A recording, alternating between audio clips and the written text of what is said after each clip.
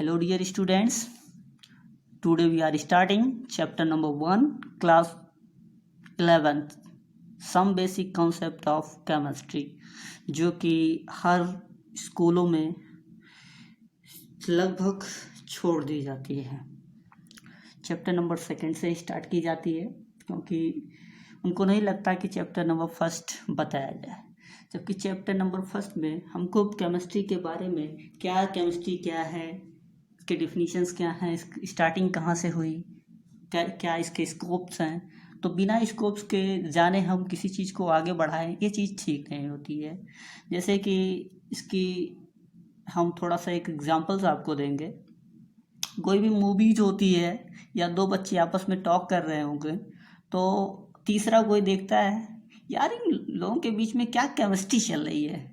कभी सुना मैथ चल रही है, फिजिक्स चल रही है या फिर हिंदी चल रही है? नहीं, क्या केमिस्ट्री चल रही है। तो सोचो केमिस्ट्री क्या है। केमिस्ट्री एक मॉडर्न, अभी ये जान लो कि केमिस्ट्री भी मॉडर्न है और सब चीज़ ओल्ड है, सब हिस्ट्री है, लेकिन आपकी केमिस्ट्री हमेशा हमेशा हमेशा मॉडर्न ही रहेगी क्योंकि उसमें नए इन्वेंशंस, नए तौर तरीके आते रहते हैं। तो चलिए हम स्टार्ट करते हैं। Let's start. चैप्टर 1 डेफिनेशन है, chemistry is the study of the composition of matter and the change that matter undergoes। Means chemistry हम उस ब्रांच के तहत पढ़ते हैं जिसमें किसी मैटर के कंपोजिशन और उसकी प्रॉपर्टी के बारे में पढ़ते हैं कि वो मैटर किस चीज़ से मिलकर बना है और उसकी प्रॉपर्टी क्या है। अगर ये चीज़ हमको मालूम होगी तो वो उसकी केमिस्ट्री है। जैसे कि हम आगे समझेंगे कि केमिस्ट्री में जो मैटर्स होते हैं वो छोटे छोटे स्मॉल पार्टिकल्स से मिलकर बने होते हैं और ये पार्टिकल्स की प्रॉपर्टीज़ क्या होती हैं, यही सब चीज़ें अगर जो हमको मालूम हो जाएं तो वही क्या है, केमिस्ट्री है। मतलब किसी भी मैटर के बीच क्या चेंजिंग हो रही है या उसमें जो भी प्रॉपर्टी होगी उसी के हिसाब से उसमें चेंजिंग होंगी, इसीलिए उसी चीज़ को हम क्या कहेंगे, केमिस्ट्री कहेंगे। ये चीज़ डेफिनीशन है जो आप लोगों ने समझा कि कोई भी मैटर है उसका कंपोजिशन क्या है, उसमें चेंजेस क्या हो रहे हैं, तो कुछ ना कुछ ज़रूर चेंजिंग होंगे, तो वो हमारी क्या है, केमिस्ट्री है। तो केमिस्ट्री के डेफिनीशन बहुत ही सरल हैं जिसको आपको समझाया गया। दूसरी चीज़, केमिस्ट्री की स्टार्टिंग जो है एल्केमी से हुई। एल्केमी जो कि एक मजाकिया शब्द में पहले लिया जाता था कि एक मजाक है, ये पहले के लोग इसे मजाक समझते थे। केमिस्ट्री का बर्थ जब हुआ एक मजाक से ही हुआ। एल्केमी एक आपका इजिप्ट वर्ड है एल्केमी, इसका अर्थ होता है कीमिया का अर्थ होता है कि वहाँ की जो मिस्र देश की जो मिट्टी थी वो काली थी, जिसकी वजह से एल्केमी के नाम से जाना गया, क्योंकि वहाँ पे जो है रंगों का ज्ञान था। तो इस सब चीज़ों को वो लोग एल्केमी मजाक में लेते थे। लेकिन एरिस्टोटल सजेस्ट किए कि matter was composed 4 substances, fire, air, water and earth. Aristotle ने सजेस्ट किया कि जो हमारे मैटर्स हैं वो 4 चीज़ों से मिलकर बने होते हैं, फायर आग, हवा, एयर, वाटर एंड अर्थ। ये चीज़ आप जानिए किसने कहा था, एरिस्टोटल ने ये सजेस्ट किया कि ये 4 चीज़ें हैं जो केमिस्ट्री को जन्म देती हैं, क्योंकि केमिस्ट्री के डेफिनेशन में आता है मैटर। तो मैटर किससे बनती है, fire, air, water and earth. तो यहाँ से क्लियर आप रखेंगे कि फायर भी क्या है, आपका एक मैटर है। एयर भी आपका क्या है, मैटर है। वो आगे मैं अभी और डिस्कशन करूँगा कि मैटर क्यों है, क्या है, ये सब चीज़ें हम आगे और भी जानेंगे इसके बारे में डीपली। दूसरे से इसके मॉडर्न जो केमिस्ट हैं, अब इस समय जो प्रेजेंट टाइम में मॉडर्न केमिस्ट जिसे हम मानते हैं वो है एंटोनी लैवोसियर, जिनका 1743 to 1794। ओके, मॉडर्न केमिस्ट अगर जो आपसे पूछा जाता है तो आप एंटोनी लैवोसियर का नाम लेंगे। वैसे अरिस्टोटल को सजेस्ट करेंगे कि मैटर उन्होंने बताया था कि चार चीज़ों से मिलकर बनी होती है। कोई भी मैटर, किसी भी वो होते हैं वो 4 सब्सटेंस से मिलकर बने थे, वो फायर, एयर एंड वाटर है। अब हम आगे बात करेंगे स्कोप ऑफ केमिस्ट्री की कि क्यों हम केमिस्ट्री पढ़ने जा रहे हैं, हमारा क्या है। जैसे 2 लोग टॉक कर रहे हैं, क्या केमिस्ट्री चल रही है, तो हम केमिस्ट्री जाने तो क्या है, स्कोप क्या है, क्यों हम पढ़ें आगे केमिस्ट्री, क्यों पढ़ें, इस चीज़ के लिए हम लोग आगे देखते हैं। तो देखेंगे केमिस्ट्री मैंने बीच में घेरा लगाया हुआ है और उसके चारों तरफ आपको स्कोप के बारे में, पहला इसका स्कोप देखिए, ड्रग्स के क्षेत्र में, मेडिसिन के क्षेत्र में आप लोग जानते ही होंगे कि हर जगह किसी भी दवा में प्रिजर्वेटिव ज़रूर रहता है, HCl ज़रूर रहता है। ज़्यादातर दवा में आप HCl ज़रूर पाओगे, जिससे आपको निद्रा आती है, और एल्कोहल भी होते हैं जिससे आपको स्लीपनेस का, ड्राउनियस का महसूस होता है, और आप सोते बहुत आराम से हैं मेडिसिन लेकर। तो ये मेडिसिन का स्कोप हमारा केमिस्ट्री ही है। तो केमिस्ट्री सब चीज़ों का दाता है, ये एक तरह से आप जानिएगा। दूसरी चीज़ डाई, जो हमारे अलग अलग के कलर, जैसे बाल में कोई रेड लगवाता है, कोई काला लगवाता है, कोई बैगनी लगवाता है, कोई भूरा लगवाता है, कोई वाइट लगवाता है, तो आप डाइज का भी इम्पोर्टेंस केमिस्ट्री से ही है। एंड कॉस्मेटिक का यूज़ तो आप लोग जानते ही हो कि हर कोई क्रीम्स, पाउडर्स और भी सब चीज़ें हैं जो कॉस्मेटिक्स में आते हैं, सब किससे मिलकर बने होते हैं, मैटर से ही और पार्टिकल से ही, और वो पार्टिकल क्या है, केमिस्ट्री ही है। Okay, new fertilizers. अब फर्टिलाइजर देख लो, किसान, जो हमारे किसान भाई लोग हैं, वो यूरिया हुआ, यूरिया का फार्मूला आप लोगों को पता होगा, NH2CO NH2 जानते रहिए, NH2CO NH2 को हम क्या कहते हैं, यूरिया। ये चीज़ हमको पता होना चाहिए। और यहाँ पे CO आपका कीटोन ग्रुप, अगर जो पूछा जाए यूरिया में कौन सा ग्रुप प्रेजेंट है, तो आप क्या बोलेंगे, कीटोन। ठीक है, okay. New things, nuclear energy जो आपको बम्बार्डमेंट कराई जाती है, बड़े बड़े बम्स बनाए जाते हैं, बड़े बड़े आपके कारखाने होते हैं जहाँ से न्यूक्लियर सप्लाई होते हैं, तो न्यूक्लियर एनर्जी में भी इसको यूज़ की जाती है। अगले थिंग्स, फूड प्रिजर्वेटिव। जब फूड प्रिजर्वेटिव में आप ग्लेशियल एसिटिक एसिड का काम लेते हैं, ग्लेशियल एसिटिक एसिड आप अचार देख लीजिए, मेन फंक्शनल एग्जांपल दुकानों पे रखी होती है, लेकिन जब आप उसको स्मेल को सूंघेंगे तो बड़ा अजीब सा स्मेल आती है, वो प्रिजर्वेटिव डाला होता है, जिससे कि आपके अचार जो होते हैं 6 महीने, 8 महीने, 1 साल तक चले रहते हैं, जिसकी वजह से वो सेफ रहते हैं। उसमें ना तो फंगस लगते हैं, तो ना बैक्टीरिया जो है उस पर अपना प्रभाव दिखा पाते हैं। ये सब चीज़ें के लिए फूड प्रिजर्वेटिव का यूज़ किया जाता है। नेक्स्ट चीज़, फ्यूल, पेट्रोलियम, CNG, LPG का तो आप जानते हैं, liquefied petroleum gas, CNG compressed natural gas, ये आपको पता होना चाहिए कि केमिस्ट्री से ही इसका रिलेशन है। अगला है पॉलीमर्स आप जान ही रहे हैं कि कॉटन्स के पॉलीमर्स क्या हैं, जो भी हमारे कपड़े बनते हैं वो पॉलीमर से ही बनते हैं, जो जैसे नायलॉन, जो हमारे टायर ट्यूब है, सब पॉलीमर से बनते हैं। अब पॉलीमर्स जब चैप्टर स्टार्ट होगा तो उसमें भी बताया जाएगा कि पॉलीमर्स हैं क्या।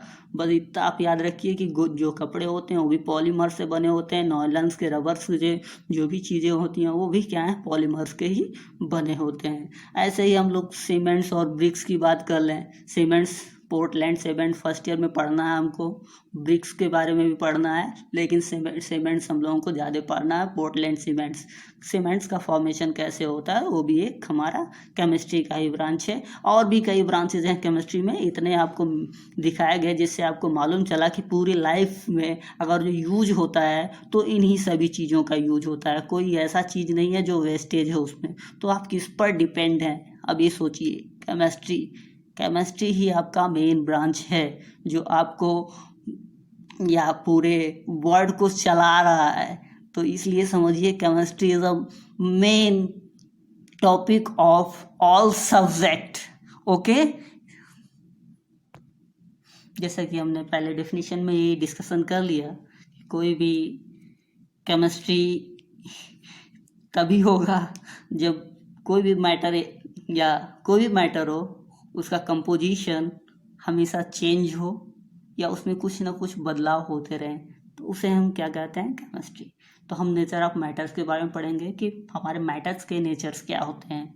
जैसे फर्स्ट हमने नेचर लिख रखा है, anything which has mass and occupies space. हम लोग class 9th 8th 7th 6th से ही पढ़ते आ रहे हैं कि कोई भी ऐसी चीज़ हो जो मास रखती हो और स्थान को या स्पेस को ऑक्युपाई घेरती हो, उस चीज़ को हम क्या कहते हैं, मैटर कहते हैं। ये चीज़ आपको पता है। Second things, everything around us, examples book, pen, pencil, water, जो भी हमारे चारों तरफ है, चाहे वो बुक हो, पेन हो, पेंसिल हो, वाटर हो, वो सब क्या है, मैटर ही है।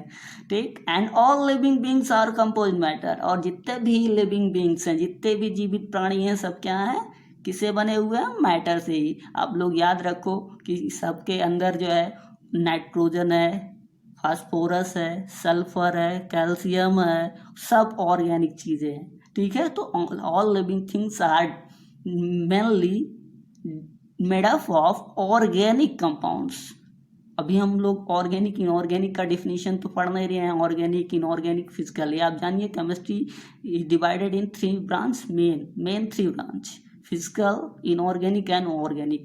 And then if you call all living things made up of which substance, then you are called organic substance. Organic substance, because we have urea formation, okay, that are also organic. Now new method को हम matter के कैसे हम conversion कर सकते हैं, everything या every matter which touch, smell, taste, जिसको हम टच कर सकें, स्मेल कर सकें, टेस्ट कर सकें, वो सब क्या है, मैटर। और वो मैटर है तो उनके पास जरूर ना जरूर कुछ ना कुछ मास होगा और कुछ ना कुछ स्थान घेरेंगी। अब हम कोई गर्म लोहे को छू दें तो मैटर है, लेकिन फिर हम छूने लायक रह जाएंगे? नहीं। ये तो आप जानते ही हो कि अगर जो गर्म लोहा को छू दिया जाए वो तो मैटर है, हमने छू दिया, वो तो हमको पता था कि मैटर है, लेकिन ये जो हमको फीलिंग आई जलने वाली, वो अंदर से आई। ठीक है। तो अब आगे छूने लायक नहीं बचोगे, इसलिए गर्म लोहा मत छूना। अब अगला चीज़ है स्मेल।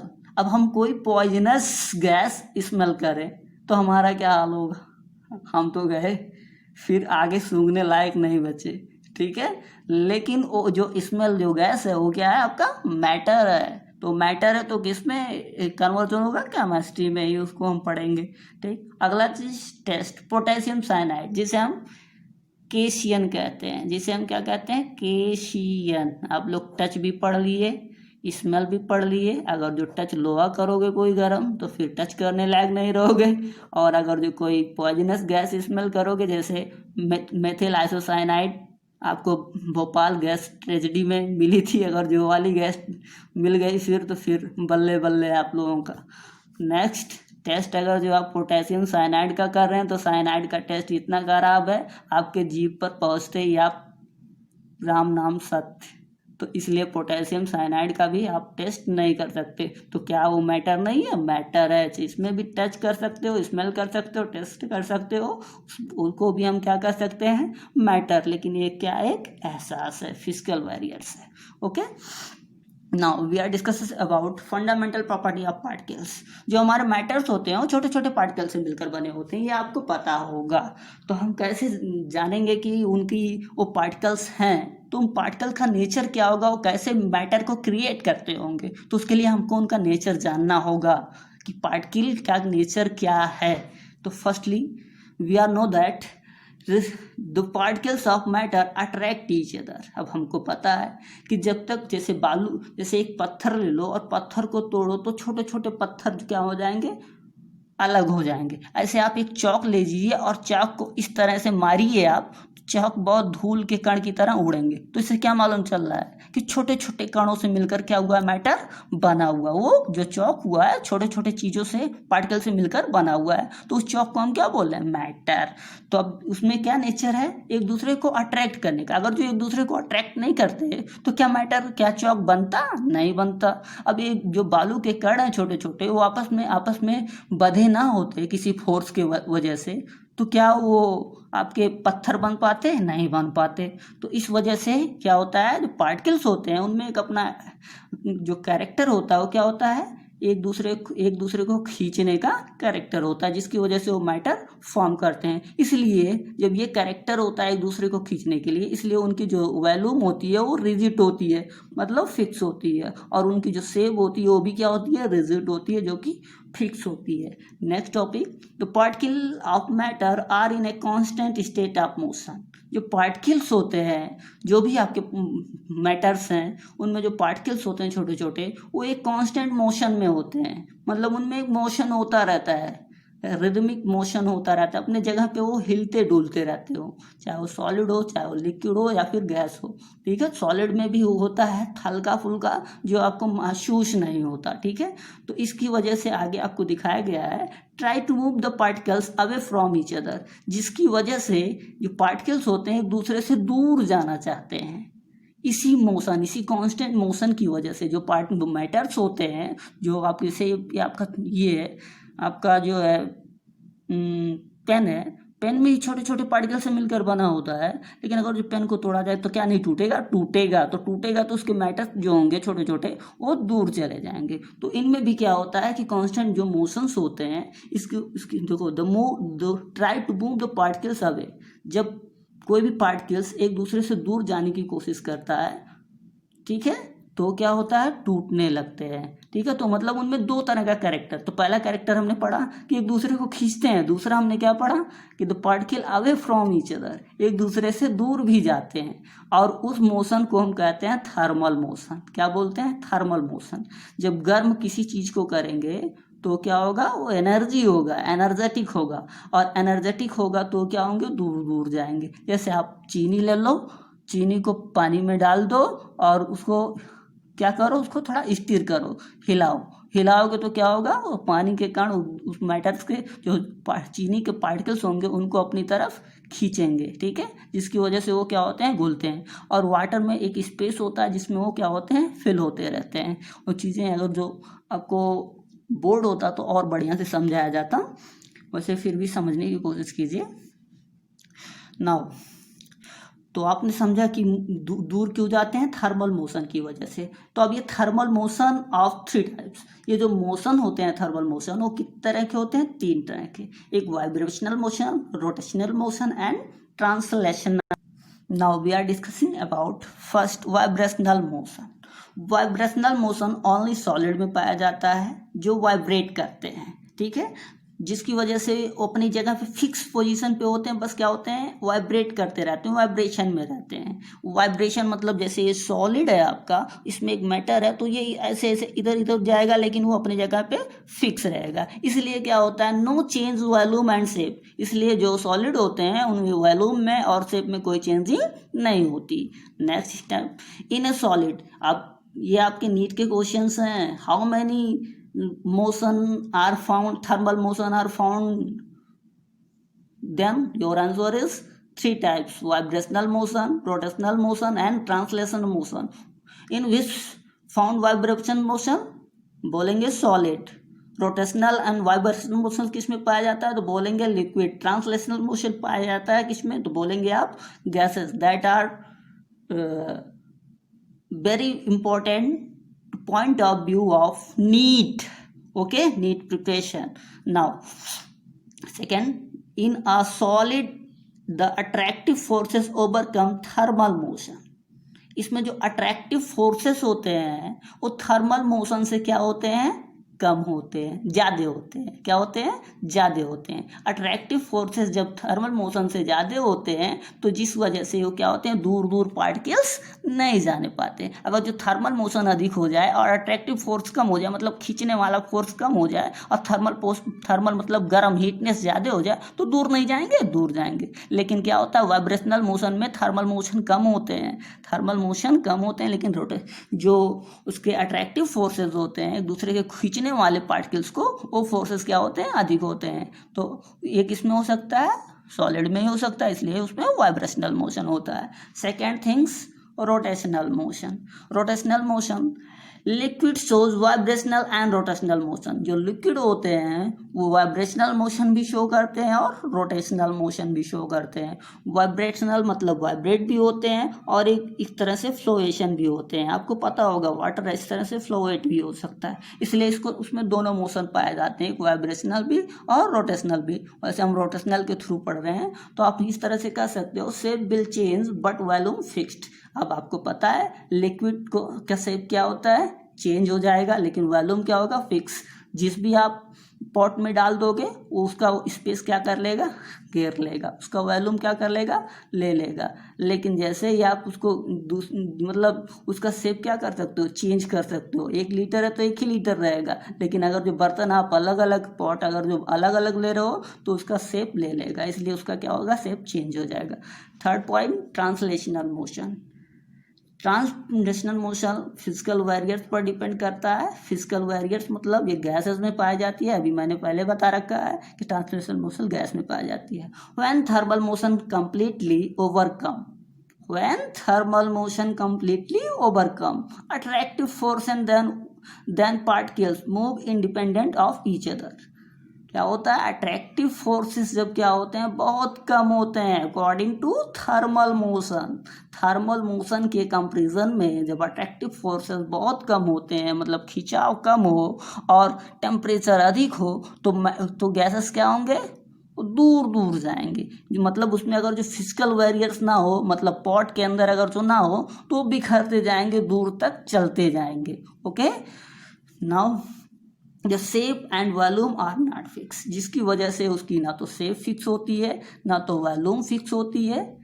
ये चीज़ आपको समझ में आ गई। तो मेरे ख्याल से आज आपने क्या समझा,